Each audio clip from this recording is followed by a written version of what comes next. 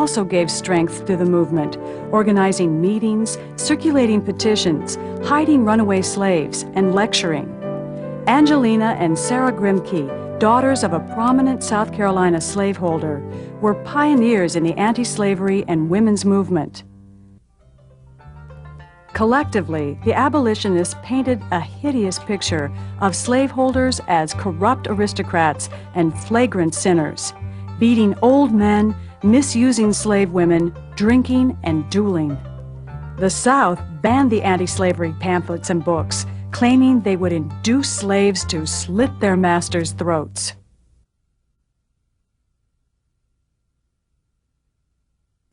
In the eyes of Southerners, abolitionists were fanatics, completely misrepresenting the Southern lifestyle. Tempers easily reached the breaking point. Now, what would happen if no cotton was furnished for 3 years? I will not stop to depict what everyone can imagine, but this is certain. England would topple headlong and carry the whole civilized world with her. No! You dare not make war on cotton. No power on earth dares to make war upon it. Cotton is king. Senator James H. Hammond, South Carolina, 1855. Southerners defended slavery. They had to. They were so heavily invested in it that they had to provide what they thought was a reasonable argument. They loved to point their finger at northern factory owners who had children and young women, as well as men, working in factories 10 or 12 hours a day in terrible conditions. Textile mills and breathing a lot of lint in the air and the fingers disappearing into machinery and so on.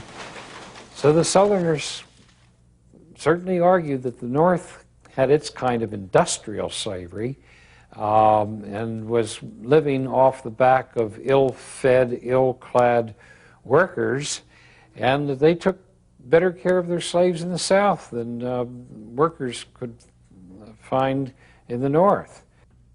Southerners didn't just defend slavery as an economic necessity. They also insisted that it created a world better than that in the North. Slavery was built on a false idea. That idea was that all blacks were meant to be slaves. God ordained them to be slaves. They came up with what they called the mud seal theory, where in every civilization you must have people at the bottom who will do all the heavy labor so that those whom God has supposedly favored can be the civilized group.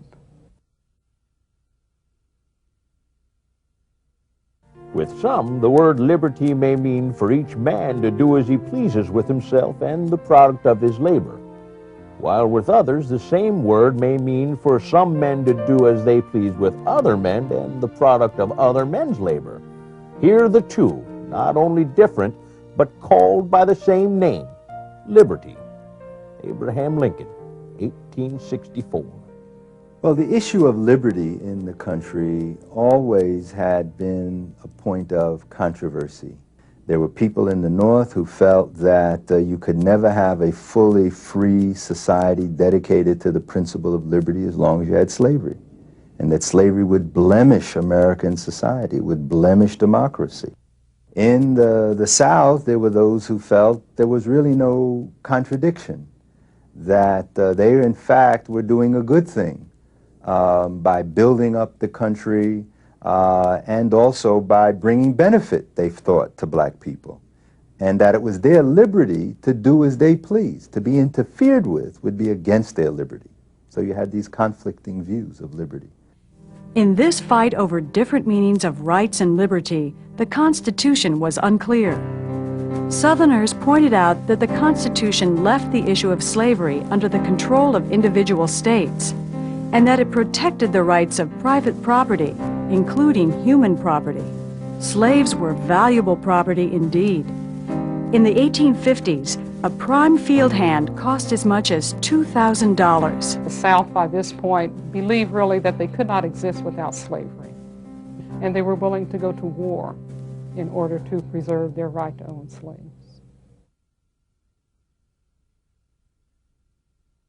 With tensions so high over the issue of slavery, the nation's survival depended upon abolishing it.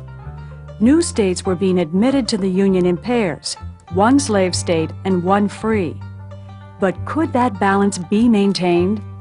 Missouri's petition for entrance as a slave state in 1819 would not only have broken the balance, but also permitted slavery in a northern territory.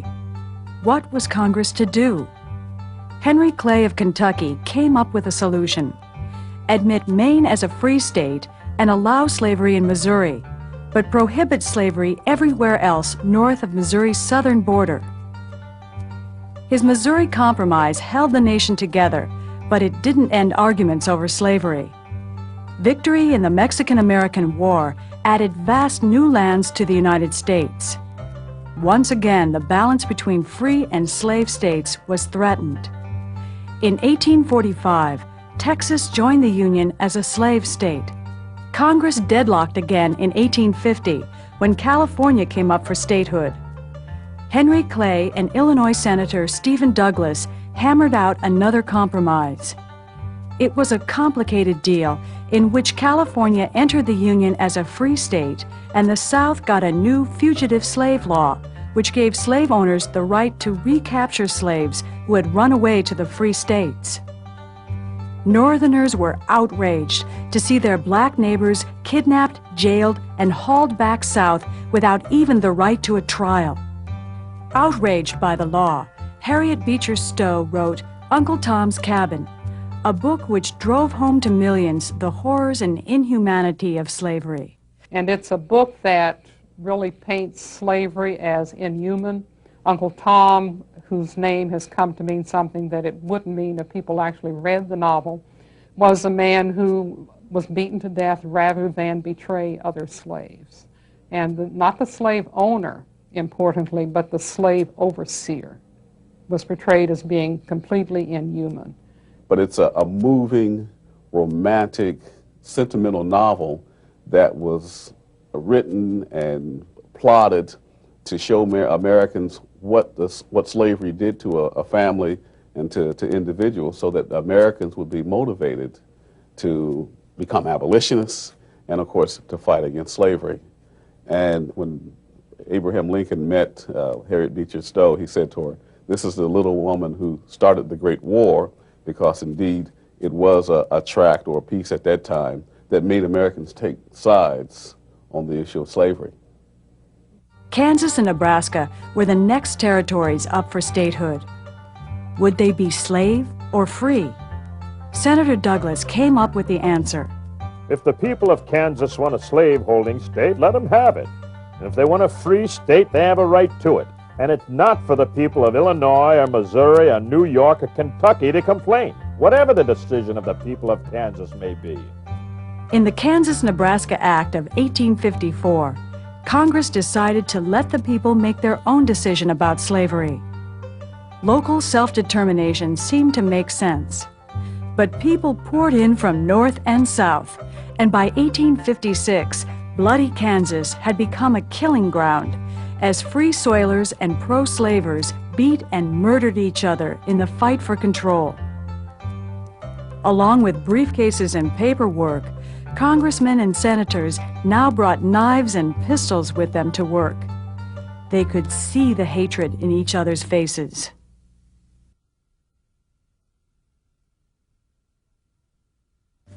While politicians passed complicated laws to keep the Union together, real people were being hurt by them.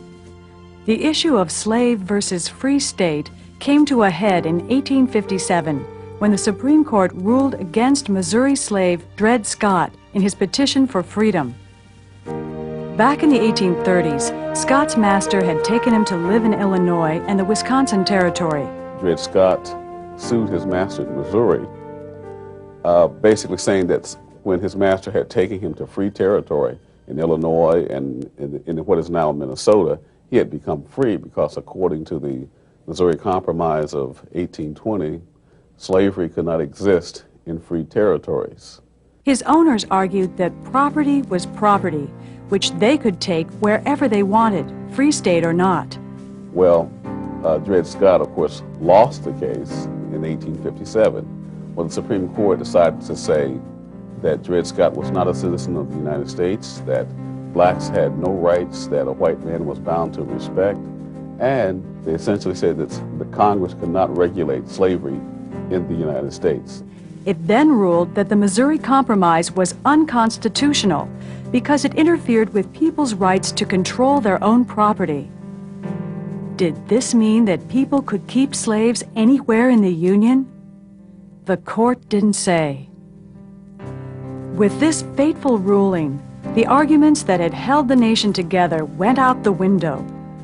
In the North, voters outraged at the threat of slavery spreading to their own states flocked to a new political party organized in 1854 to keep slavery out of the territories. Under the motto of free soil, free labor, free men, the Republican Party cemented its hold on the North, while the South cemented its control of the Democratic Party. Illinois, 1858. The Senate race between Democratic Party leader Stephen Douglas and an obscure one-time congressman by the name of Abraham Lincoln rivets national attention as Lincoln and Douglas debate the fate of the Union. A house divided against itself cannot stand. I believe this government cannot endure permanently half slave and half free. I do not expect the Union to be dissolved. I do not expect the house to fall. But I do expect it will cease to be divided. Lincoln is persuasive, but the voters go for Douglas, who beats Lincoln in a close election. October 16, 1859. John Brown and 21 heavily armed black and white followers seized the federal arsenal in Harper's Ferry, hoping to start a slave rebellion that would spread through the South. And the purpose was simply to arm the slaves so that they could fight for their own freedom. And that particular action showed the South that abolitionists were willing to do more than just talk in order to bring about an end to slavery. And it really frightened them. Convicted and condemned to hang for the attack, Brown remains defiant to the last. I, John Brown, am now quite certain that the crimes of this guilty land will never be purged away.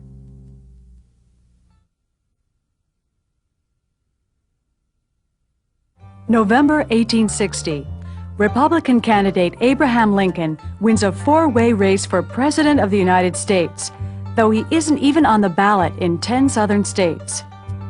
Although Lincoln is personally against slavery, his main goal is to preserve the Union. In his first inaugural address, Lincoln assures the South he will protect their rights. I have no purpose, directly or indirectly, to interfere with the institution of slavery in the states where it exists. Fearing that the Republican victory will leave them outnumbered in Congress, the southern states decide to leave the Union.